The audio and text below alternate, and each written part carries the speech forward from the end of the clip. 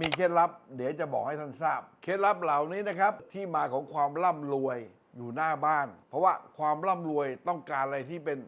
บริสุทธิ์ผุดผ่องสะอาดสวัสดีครับยินดีต้อนรับสู่ช่องอาจารย์ดำรงชัยกด Subscribe ให้อาจารย์เป็นกำลังใจให้ผมหน่อยนะครับโดยใช้เวลาแค่10นาทีคุณจะรู้เรื่องฮวงจุ้ยแบบง่ายๆสบายๆหลายคนนะครับทุกท่านเข้าใจว่าฮวงจุ้ยเป็นสิ่งงมงายที่น่าสงสัยไม่มีเหตุผลความจริงนะฮวงจุ้ยแท้ๆในภาษาอังกฤษเรียก supernatural 10นาทีนี้นะครับผมจะพาคุณไปทัวร์ฮวงจุ้ยให้คุณเข้าใจนะครับว่าฮวงจุ้ยที่แท้ง่ายเหมือนกินกล้วยนะครับถ้าพร้อมแล้วนะครับเราไปทัวร์ฮวงจุ้ยด้วยกันนะครับเดี๋ยวอาจารย์จะพาไปก่อนอื่นนะครับเรามาเข้าใจคำว่าฮวงจุ้ยคืออะไรฮวงจุ้ยนี่คือเคล็ดลับในที่เปิดฮวงก็คือกระแสลมหรือถ้าในปัจจุบันก็ลมหายใจมังกรจุ้ยก็คือกระแสของน้ำต่ำ1 นิ้วคือน้ำคือถนนที่มาของถนนน้ำไหลมาไหลไปนะครับจุดสำคัญอยู่ที่ฮวงจุ้ยคุณต้องอ่านลมกับน้ำให้เป็นถ้าเบื่อเกี่ยวเรื่องลมหายใจนะครับดังนั้นกระแสลมที่พัดมาแล้วก็พัดไปมันก็มีกลิ่นมาด้วยถ้าเบื่อกลิ่นไม่ดีคุณก็รู้สึกหงุดหงิดนะครับไม่สบายใจนะครับและอาจจะเป็นโรคปอดหายใจไม่สะดวกบางคนนี่ครับถ้าเจอควันรถเยอะๆก็จะหงุดหงิดแล้วก็หน้ามืดแล้วภาษาอังกฤษแล้ว hot temper ขี้โมโห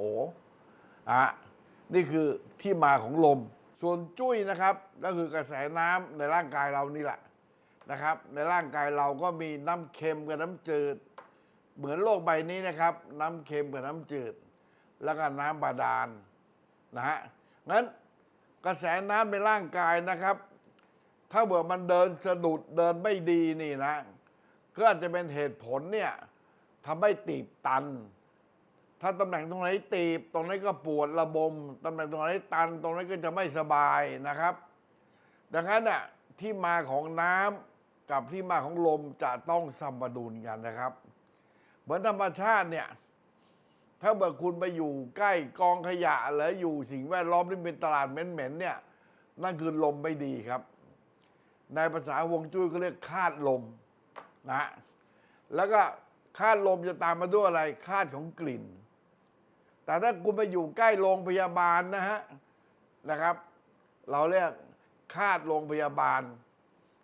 บางทีรถผ่านมาแถวนี้ก็บีบแต่บ่อยๆนี่ก็มีส่วน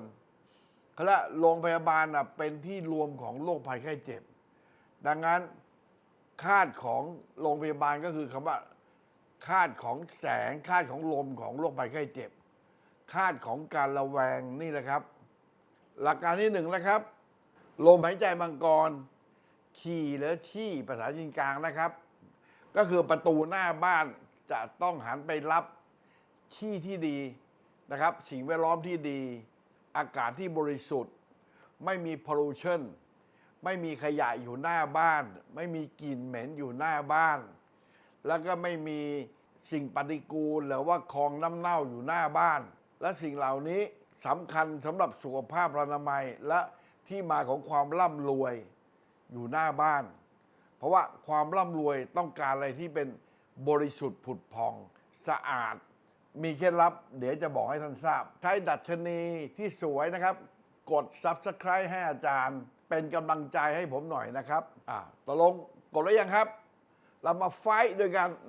เคล็ดลับของฮวงจุ้ยในที่นี้ก็คือเข้ามากออกน้อยก็คือประตูหน้าบ้านของคุณหันไปในทิศที่ดีไหมขี่ดีไหมความกว้างความสูงของประตูหน้าบ้านคุณลงตัวไหมหลักในวิชาฮวงจุ้ยคือเข้ามากออกน้อยเข้า10 บาทออกบาทเดียวคุณลองสังเกตประตูหน้าบ้านคุณว่าประตูหน้าบ้านคุณใหญ่ไหมรับเงินมากหรือเปล่าประตูหน้าบ้านของฮวงจุ้ยนะครับมีสูงมีต่ำมีเตี้ยมีกว้างนะครับเคล็ดลับทั้งหมดนี้อยู่ที่ประตูหน้าบ้านครับเคล็ดลับที่2นะครับห้องนอนห้องนอนเป็นห้องที่เราพักผ่อนหลับชาร์จแบตเตอรี่นานที่สุดในช่วงชีวิตของเราวันหนึ่งต้องมีการชาร์จแบตเตอรี่ให้ร่างกายดังนั้นห้องนอนตำแหน่งเตียง ทิศของเตียงนะครับ แล้วในห้องนอนประกอบด้วยอะไรบ้าง ต้องวางอะไรในห้องนอนบ้าง ถึงจะนอนหลับสนิท การนอนเนี่ยก็คือเป็นการรักษาร่างกาย ให้มีแบตเตอรี่มีพลังงานตลอด ตื่นเช้าขึ้นมาจะสดชื่นสดใสนะครับสำคัญมากโดยเฉพาะคู่บ่าวสาวที่แต่งงานปั๊บถ้าเจอทิศนอนไม่ดีก็อาจจะมีปัญหาเรื่องมีลูกยากนะครับอาจไปทำกิฟต์แต่จริงๆเนี่ยถ้านอนถูกทิศนะครับไม่ต้องไปเสียเงินเป็นแสนเป็นล้านทำกิฟต์แล้วครับมาฟังผมพูดเรื่องห้องนอนเนี่ยในยุค9เนี่ยมันสำคัญทิศไหนบ้างนะครับประเด็นที่3นะครับสำคัญมากนะครับก็คือโต๊ะทำงานแล้วโต๊ะทำงานก็ต้องมีห้องทำงานนะครับข้อสำคัญนะฮะในสายฮวงจุ้ยเนี่ยห้ามที่สุดเลยนะครับไม่ควรจะเอาโต๊ะทำงานไปอยู่ในห้องนอนเพราะจะทำให้สุขภาพเสียเวลานอนก็มาทำงานเวลาทำงานก็มาง่วงนอนไม่ได้นะครับโต๊ะทำงานเนี่ยต้องอยู่ห้องและห่างจากห้องนอนนะครับไปอยู่ในห้องนอนไม่ได้สำคัญมากโต๊ะทำงานนี่ครับมีความสำคัญมากนะครับโดยเฉพาะโต๊ะทำงานในออฟฟิศนะฮะสินแสหลายคนนะเข้าใจเรื่องการวางโต๊ะทำงานเนี่ยไม่เหมือนกันสำนักผมนะครับโต๊ะทำงานนี่ครับต้องไม่หลบประตูคือเปิดประตูมาต้องเห็นโต๊ะทำงานนะครับสำคัญเลยนะแล้วโต๊ะทำงานเนี่ย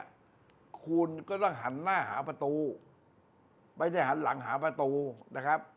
การหันหลังหาประตูคือคุณไม่รับแขกแล้วคุณก็ไม่สนใจคนที่มาติดต่องานสำคัญมากนะครับการที่ผู้ใหญ่นะไม่เห็นหัวเห็นศีรษะเห็นหน้าคุณเห็นผลงานคุณนะครับ